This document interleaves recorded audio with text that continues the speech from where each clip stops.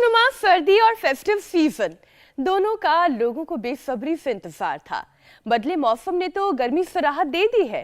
अब फेस्टिवल्स में सजने संवरने और लजीज पकवान खाने को मिलेंगे, जिसकी शुरुआत हो भी चुकी है नवरात्र की डांडिया नाइट से। आगे दशहरा है, धनतेरस, दीपावली, भैया दूज, यानी नवंबर तक फुल सेलिब्रेशन रहने वाला है। आपको सुन के ही बहुत मजा आ रहा है, मन कर रहा है कि आप रुके ही ना। वैसे मीनाक्षी, त्योहारों का मजा तो तभी है जब लोग तंदुरुस्त हों, सेहतमंद हों, कोई टेंशन ना हो। लेकिन आजकल तो सेहत पर संकट मंडरा रहा है, क्योंकि डेंगू कहर बनकर टूट पड़ा है। दिल्ली, उत्तर प्रदेश, झारखंड, बिहार, हिमाचल, हर जगह मच्छरों का आतंक जारी है। यूपी का हाल तो ज्योत्सना सबसे बुरा है, जहां डेंगू के मामले 13,000 से ज्यादा हो गए हैं, 24 से ज्यादा मौत हुई है। खतरा भांपते हुए प्रशासन हाई अलर्ट मोड पर है। सरकारी अस्पतालों में डॉक्टर्स की छुट्टी कैंसिल कर दी गई है। और ये बुखार शरीर को इतना कमजोर कर देता है कि मरीज से उठा भी नहीं जाता। प्लेटलेट्स काउंट गिरने और बॉडी डिहाइड्रेट होने की वजह से जान पर भी बनाती है। पूजा, इसके अलावा बीपी लो होने का साइड इफेक्ट तो हम बिल्कुल भी इग्नोर नहीं कर सकते हैं। ऐसी कंडीशन में ब्रेन डेड तक हो सकता है। देखिए, कॉम्प्लिकेशंस हम सब जानते हैं। डेंगू नाम की ये आफत मरीज को ठीक होने के बाद भी नहीं बख्शती है। हफ्ते भर तक लोग शिकायत करते हैं कि उनके हाथ पैर में भयंकर दर्द हो रहा है, सांस की दिक्कत हो रही है और जोड़ों की परेशानी लोग झेलते हैं। और जरा सोचिए मीनाक्षी, जब ये हाल दुनिया की आधी आबादी का होगा तो क्या होगा? क्योंकि स्टडी बताती है कि अगर वक्त रहते कदम ना उठाए गए तो आधी दुनिया डेंगू की चपेट में आ सकती है।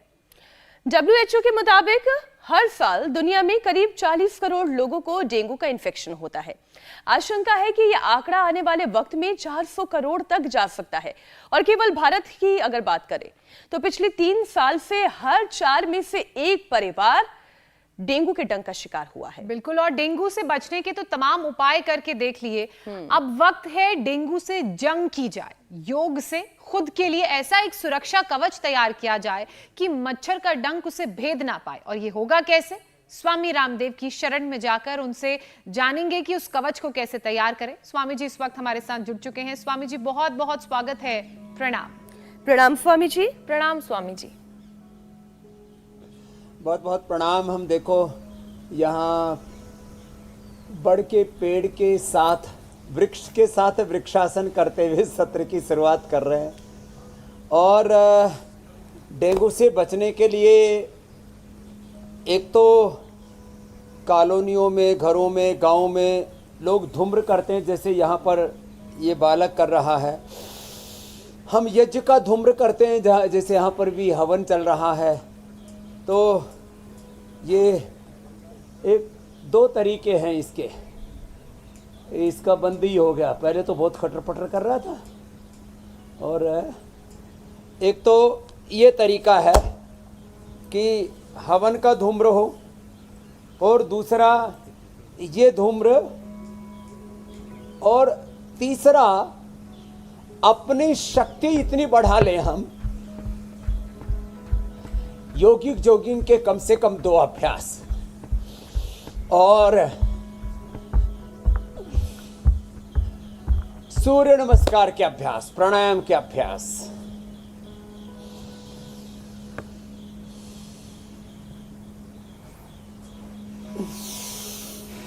इससे इतनी ऊर्जा आ जाती है। मैंने कई बार कहा है कि भाई डेंगू, मलेरिया, चिकनगुनिया वाले मच्छरों ने तो हमको भी काटा ही होगा। अब इनको थोड़ी पता है कि रामदेव को नहीं काटना।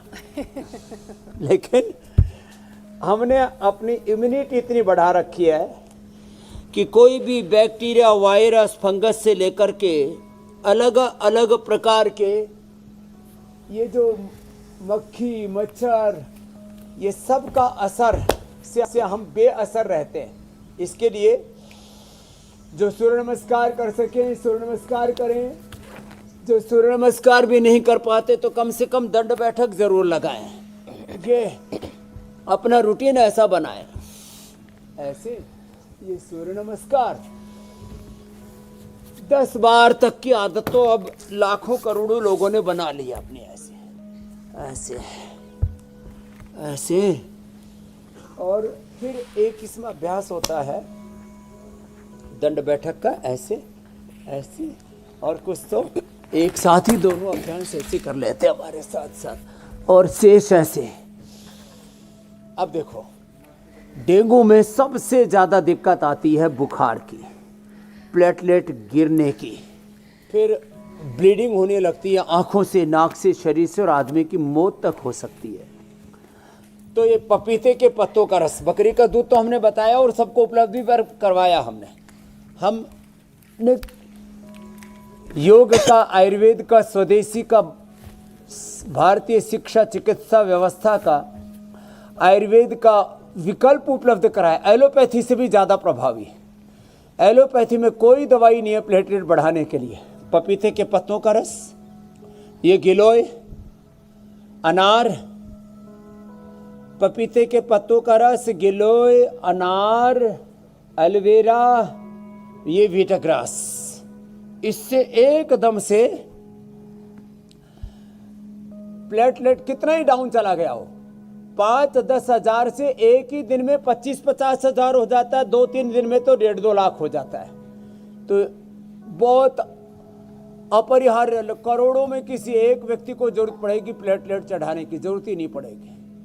5,000 से सीधा 50,000, और फिर डाउन नहीं आता। एक ही दिन में सुबह 4-5 बार ये जूस पिला देते हैं। 25 से 50 ml ये पपीते के पत्तों का रस सुबह से शाम तक के लिए पर्याप्त है। गिलोय करीब 1 फीट की डंडी, और एलोवेरा करीब 50 ml, वीटग्रास करीब 50 ml, और अनार करीब 1 अनार का जूस सुबह से शाम तक बहुत हो गया।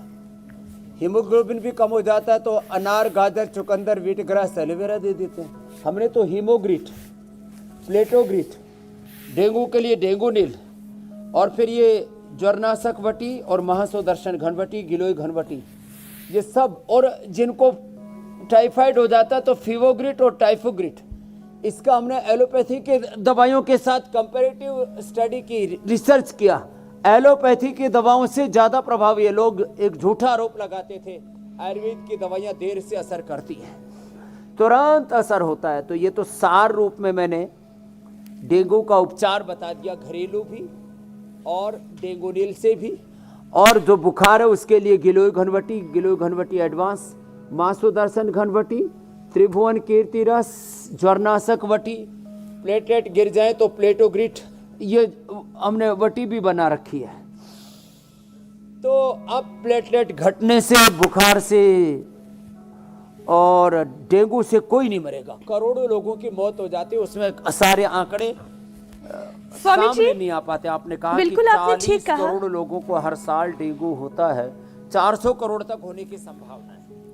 आधी आबादी कम से कम इसके लपेट में आ सकती है, इतना खतरनाक है। इंडिया टीवी हर वक्त हर जगह डाउनलोड करने के लिए सर्च करें India TV news Google play store या ऐप स्टोर पर।